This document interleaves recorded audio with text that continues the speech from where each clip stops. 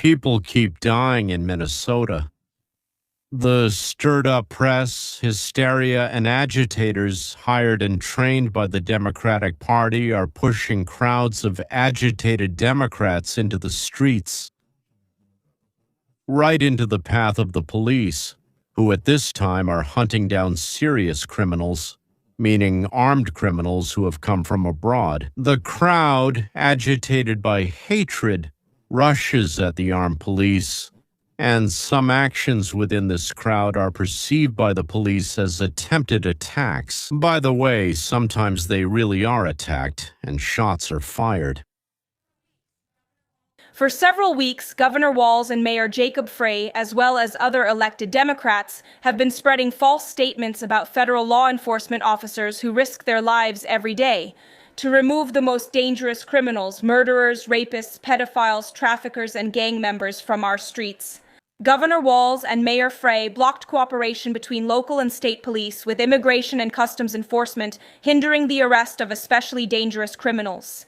They also used their platforms to encourage left-wing agitators to harass, record, confront, and obstruct federal officers who are simply trying to lawfully perform their duties.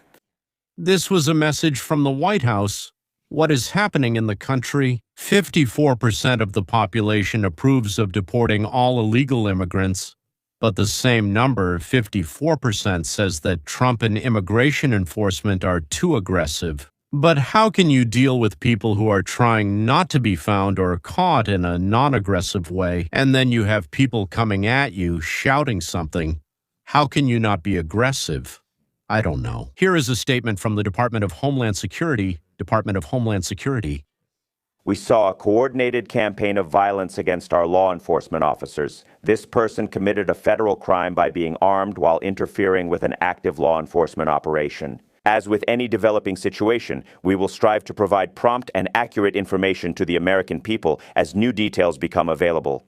FBI Director Kash Patel said the Bureau is assisting the Department of Homeland Security, which is leading the investigation into the agent who shot Mr. Preddy, found with a loaded pistol over the weekend. Anyone seeking peace doesn't bring a loaded firearm with 2 full magazines to a protest. That's not peaceful. And you have no right to touch law enforcement officers. If you do that anywhere, the FBI will lead the arrest of those individuals. Blogger and hacker Cam Higbee exposed the correspondence of an organization that fights against the police. He exposed it. I mean, he hacked it in the state of Minnesota and actually all across the United States of America. He simply hacked the guys from the Minnesota branch of this organization, and here's what he found and, of course, posted online. He writes, "They infiltrated the Minneapolis Signal. I got into the organization's group chat in the Minneapolis Signal group with the sole purpose of tracking federal agents, preventing them from attacking and detaining them. Get ready, everything will be revealed." Each city district has 1 or more Signal groups. Let's begin with a screen recording of the South District group members. I want to focus on this specific post. What do you see? It's a kind of database. Let's call it a table for now. Basically, that's how it works. These are license plates, the plates they collect. It lists all the numbers with IDs, reports to the issuing authorities, and the status of the plate, their status. Is it considered a highly suspicious immigration and customs enforcement or a confirmed immigration and customs enforcement? This matches what we've observed and reported. You can see immigration and customs enforcement agents being tracked everywhere. Sometimes, a random driver in an American SUV posts a video online of green-haired people chasing them. Chaos is being orchestrated with links to top Democrats. Yesterday, we revealed that Tim Yolz's company strategist allegedly led one of these groups. Democrats repeatedly want you to analyze events in an ideological vacuum and ignore the context. But how can you do that? Obviously, what's happening here is very well organized. Naturally, a lot of money stolen from you and me is hidden in the accounts of the Democratic Party's militant groups. They've been put into action, and hundreds, if not thousands, of hired protesters are acting like a coordinated, trained organism, resisting the laws of the United States of America. The chaos is manufactured. That is, just look at the footage from one of these immigration and customs enforcement operations yesterday morning.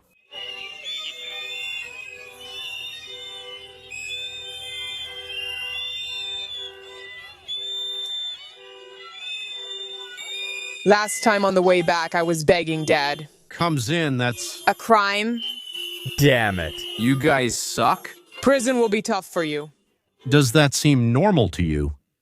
These are people making between $1,000 and $1,200 a week. As I said, I work 6 days a week, specifically for that reason, and I'm sure there's extra pay for working in the cold. These spontaneous demonstrations cost billions. But the commune, according to the Democrats, is worth it, first of all, and secondly, it's not their money, it's ours, which they stole from us and are now using against us.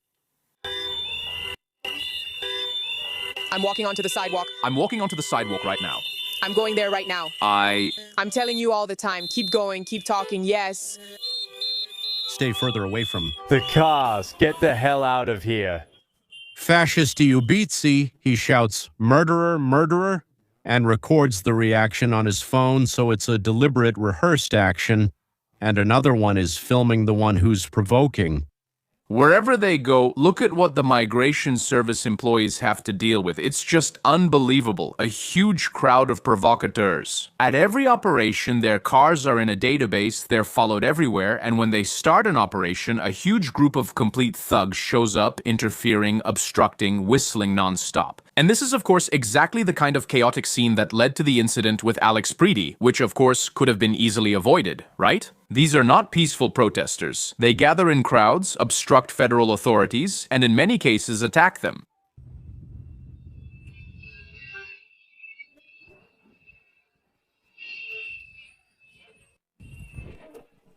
They know that even if they get taken to the police, they'll just be brought there, nothing much will happen to them, and the organizers will pay them a bonus. What stands out to me as I cover these protests here in Minneapolis over the past few days is just how organized these protesters are. We discussed the group Ice Watch, which has observers like Sean stationed throughout the city to monitor who enters and leaves the federal building. Regardless of whether they're immigration and customs enforcement agents, they want to track you, add you to a database, and share this info via Signal chat, according to Department of Homeland Security sources. Here's what strikes me about this. They are angry, motivated, and they have a message for these agents. They don't want to see them in Minneapolis. I think it's important to ask who these neighbors are. I questioned protesters, are you here to protect your neighbors? We hear this from the governor and Minneapolis mayor, but who are these neighbors? I asked several protesters. Are you here to protect the man Department of Homeland Security says is in the country illegally and wanted for sodomy and murder? They deny it, claiming it's not true and that American citizens are being detained. No matter what facts Department of Homeland Security provides, they won't listen. That's the challenge we're facing as the situation escalates on the ground. Everything seems fine one moment, then suddenly everything changes. Tear gas still lingers in Minneapolis. Sean, I want to start by saying that yesterday, a leftist who was fighting with officers bit off his own finger.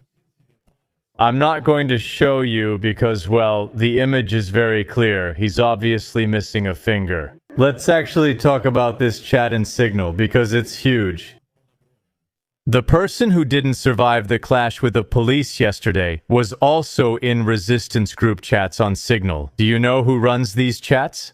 Minnesota State Representative Elvin Falconer. He admitted it. He talks about it openly. Here's the video. You know, yesterday we had this young man, 13 years old, in handcuffs, taken from his father, Issa. I got there as soon as I could.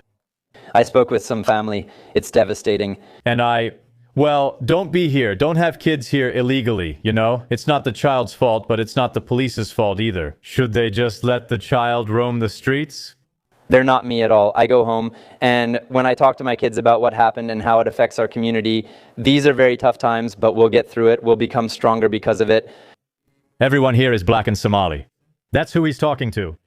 For each other. Mem, before I came to the state legislature, I was a community organizer at heart, and that's exactly what I'm trying to bring to the work of the legislature. Mem, I help lead our community network, the rapid response network that we have set up, Mem, in case of any situations with immigration services. I have a couple of cards. I'm in charge of the run. He said it here. If there are any situations with the immigration police, I have a few business cards with me here. I'm happy to stay here and talk to any of you who need more details. We've created several XM groups on Signal and would be happy if you joined, even if you don't want to join the resistance network. I understand you might not feel comfortable. Well, does that mean we have a representative from the state there? We also know that Vice Governor Beggy Flanagan is the administrator of that very chat in Signal. This means that the state of Minnesota is actually behind these protests. It's not a spontaneous movement, it's a real rebellion at the very top. The state government, using the money they stole from us, as I already said, and getting their salaries from our taxes as well, organized combat groups of mercenaries to resist the capture of criminals. Think about it. So the state, the city, well, the state, so to speak, the state and the city together are organizing resistance to the capture of criminals. Well, maybe criminals who just blew a kiss and accidentally drove through a stop signal at that moment. No, gentlemen, they are trying to prevent the arrest of murderers, thieves, rapists, and lunatics who, from that same Mexico and that same Venezuela, have brought quite a lot to our border. Who are these people? They are those who are here illegally, who crossed our border. And now, not only are they consuming the money we've set aside for social assistance for our citizens, by the way, but they're also stealing from us and even killing us. And the Democratic Party, well, in this case, Minnesota, is protecting them so that, God forbid, they aren't arrested or deported from America. Oh, what a horror it would be if these murderers, we want to keep murderers and rapists here on our territory. It sounds completely absurd, and all of this is connected to the governor of Minnesota, Tim Walz. Some administrators had direct contact with Tim Walz himself, which is completely unacceptable. And here, in this group, is the signal. They collected license plate numbers, plate status, suspected internal combustion engines, and later confirmed them. Again, that's not good. Minnesota's corruption scale. I think, besides, well, the Somali corruption, it could compete, it could be one of the most corrupt states in the Union. This is a treacherous act. This is definitely Vlad all the way to the top positions. The lieutenant governor, as well as state representatives, organize these groups that go around and chase immigration and customs enforcement vehicles, that chase American citizens who are not immigration and customs enforcement vehicles themselves. I mean, making a list, you know, who else made lists? You know who else made lists? That's not what I mean. That would be very bad. The signal in Minneapolis was hacked. I infiltrated signal groups citywide to track, hinder, and interfere with federal agents. Get ready, everything will be revealed. Each city district has its own unique group. On Signal, you'll notice emojis next to people's names. Here's the key to what those emojis mean. So, mobile patrol, stationary patrol, foot patrol, they listen to the dispatcher, check license plates. I mean, it's incredibly coordinated. For every position or shift taken by a protester, they have to go through, quote, training. It's not clear what exactly this training includes, except for numerous slides with instructions. I've seen this come up often. I'm not sure who pays for it, but I do know the Minnesota government is coordinating and overseeing it. Each chat for a specific part of the city has smaller areas divided into so-called patrol zones, which tell immigration and customs enforcement trackers where they should be and what position to take. Here is a screen recording and their database of plates, as well as a link to the instructions for it. I think everything is clear. A system to stop deportation has been developed. Millions of illegal immigrants whom the Democrats brought in simply dragged into the United States for one purpose: to pack the districts that people are fleeing from because of Democratic policies, where life is getting worse and worse. People are fleeing from there and they don't have enough people. But the number of people determines the number of members in Congress, and all the most important decisions are made in Congress, here in America. If many people flee, the Democrats will lose seats in Congress, but if there are a lot of residents, it doesn't matter if they're citizens, temporary residents, or illegal immigrants. That's how our laws are set up. It's based on how many people live there. So, for a certain number of people, there has to be a congressman representing that number. So, if the Democrats pack these districts where they have an advantage, they'll get more seats in Congress. It will be easier for them to keep stealing our money, and most importantly, to do it with impunity. When they have the majority in Congress, there are no investigations going on. This is the main goal of the Democratic Party of the United States, to steal with impunity, first without obstacles, and then without consequences. And for this, they are ready to fight by any means, including our physical destruction. They have already proven that. Or any other imaginable and unimaginable crimes. Remember, this impunity to steal is the reason why you are not allowed to live a normal human life. This is why your children are being deprived of the American dream, and in general, the future they should have had in a country like America. Why they are trying to make us voiceless, I don't know. Like cattle, slaves, take your pick. And here is Kim Higbee himself. He was invited to the White House along with 5 other bloggers to tell the press about how they are being persecuted in the United States. Maybe the press will write something about this. In the land of law and order, Kim addressed the journalists directly with a question. Please listen, Kim. Yes, I just have something very brief. I get attacked every time I do my job. When I leave my house for work, I get brutally attacked. I've had weapons pointed at me, been pepper sprayed, beaten, and almost killed. So my question to all of you is, how would you feel if every time you went to work, masked militants tried to kill you? That's how we really feel. But you call us liars and claim the riots aren't so bad, right? I've never seen any of you at the scene. In fact, I haven't seen a single representative from your companies. You come to us for interviews that never get published, yet accuse us of lying. We're not lying. We risk our lives daily doing the work you fear. I want to add to that, ladies and gentlemen, that our car tires have been slashed and punctured 11 times on the 2 vehicles we use. Glue was poured into our mailbox and stones thrown through our windows. On camera, so to speak. Well, naturally, almost every American home has a surveillance camera. Yes, on camera. So, young people with their heads wrapped in scarves, wearing COVID masks and gloves, probably so there wouldn't be fingerprints on the stones or anything else, I guess. So we had to put up a fence and gates, serious cast iron gates, you could say, install surveillance cameras everywhere along the house, and set up motion sensor lights, and also let out some pretty fierce dogs into the yard in the evening talking about hatred. Still, leftists, there's something wrong with their brains. Either too much bile or maybe everything's dried up in there, I don't even know. Just recently, for example, I was told that some bloggers from that side, you know, the ones who keep trying to convince Ukraine not to surrender, and so let them kill as many of your guys as they want, just don't stop the war. So they made another video about me and I was informed about it. Some people, so to speak, who probably watch both sides, though it's hard to imagine they watch me, but anyway, some well-wisher told someone and they sent it to me. I'll be honest with you right away, I don't watch what they say about me over there. And not because I don't love myself, a person very dear to me, but simply because I just don't have enough time. There's absolutely no time. I know what kind of monster I am. I guess I have to be a monster there.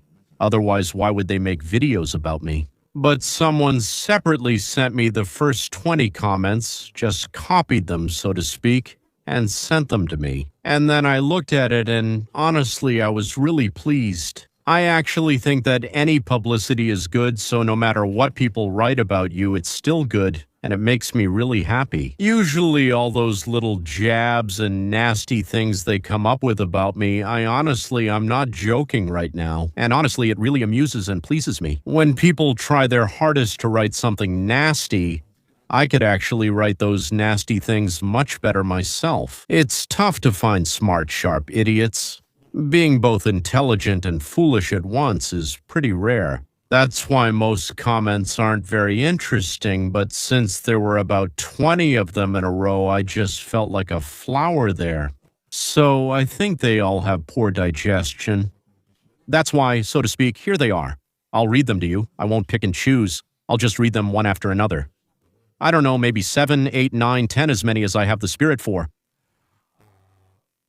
All right, let's do it this way. I'll read the so-called nickname first, and then what that nickname wrote. A nickname, as I understand, replaces your first and last name. It's what you call yourself online. So here's a person who wrote that he... Nictarinka? Nictarinka, I don't know. Leon is the one who has a porcelain toilet in his mouth. Yes, that's me, yes. The person who called himself a disgusting character for primates, that's also me again. That's right, yes, now. So the third plant Earth. I can't listen to von Stein, well, probably from the word stench or get out. Von Stein is a disgusting guy. Well said. Nice. Dimitrinos. Von Stein. This one just wrote von Stein with a mistake. He's the American Solovyov. Solovyov, likely the American one, not Channel One's. So, fifth, Arina Semyonova Leon is a tasteless, mean, and aggressive guy. Well, that's an insult to my wife, who always lays out my shirt and tie before the show, and I put them on without question, so if anyone's tasteless, it's her. And mean, that's me. Yes, that's me. Mean is exactly the right description. Vengeful, disgusting, or revolting. I don't know which is better. Maybe revolting. Yes, that's me again. Me. Yes, so sixth is Alex who, I won't say the last letter he wrote about himself, so he's Alex. He's like that. An idiot, like Trump.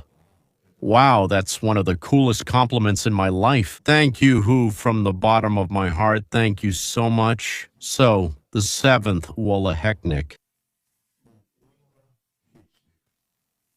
That moment when Jews quote Hitler's speeches, that moment when Jews quote, I didn't get it. So, it's probably something bad, right? Yeah, well, I've quoted Obama. Even that jerk Biden, I've quoted Kamala too, I remember.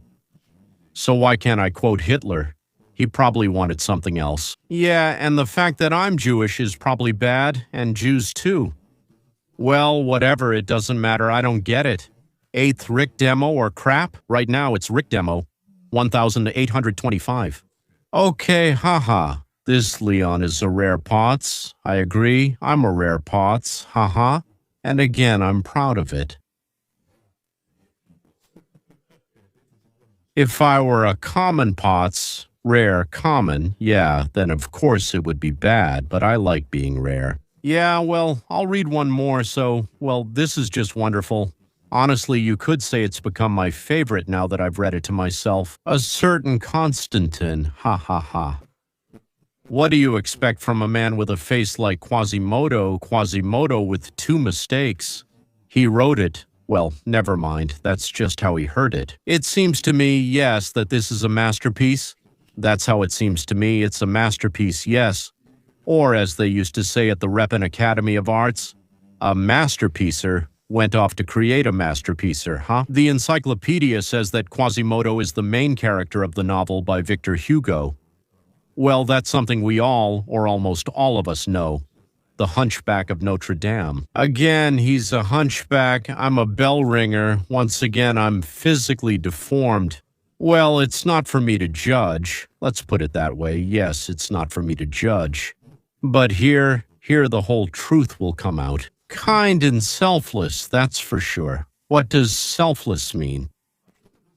By the way, it's interesting. The answer is the same. The Encyclopedic Dictionary says it's a person who is ready to sacrifice themselves and their interests for the sake of other people. In general, selflessness is the willingness to sacrifice your own interests, comfort, and sometimes even your life for others or for an idea. No, that's not me, sorry. So, about Quasimodo, Constantine is only half right, but I'm also half right. How am I different from Quasimodo? I'm good-looking, witty, charming from my point of view, well, smart enough or not enough. I would like to be even more, but I'm not ready to sacrifice myself for ideas. Absolutely not ready. Yes, I forgot to add that I'm well off. Loved, sometimes even adored, but adored at least like a puppy I just recently bought. I'm very interested in living in this world. Thank you, and to you as well, to everyone whose reactions to my projects and endeavors make my life even fuller and more interesting. So the conclusion is, the best age in the world is 76. Viva America, viva Trump, viva my dear viewers, readers, and even those who don't like me. I love you too, though in a strange way, I admit, with love. I love you like lost sheep. If you find your way, it will be even better. By the way, are they lost sheep or goats? Who are the lost ones? Goats? Probably I love you like lost goats. Will you ever find your way or not? That's all for today. By the way, I sincerely want to wish all of you an interesting life, so that every moment is interesting to live. And what if tomorrow or even in a minute it gets even more interesting? Until next time.